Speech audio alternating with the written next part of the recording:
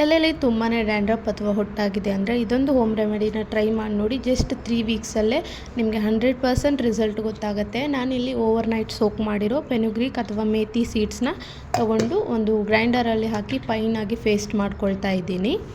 ಈ ಪೇಸ್ಟ್ ಜೊತೆಗೆ ನಾನಿಲ್ಲಿ 2-3 ಡೇಸ್ ಓಲ್ಡ್ ಮೊಸರನ್ನ ಸೇರಿಸ್ಕೊಳ್ತಾ ಇದ್ದೀನಿ. ಇಲ್ಲ ಓವರ್ನೈಟ್ ತಾಮ್ರದ ಪಾತ್ರೆಯಲ್ಲಿ ಬಿಟ್ಟಿರೋ ಮೊಸರನ್ನ ಕೂಡ ಹಾಕ್ಕೊಳ್ಳಿ.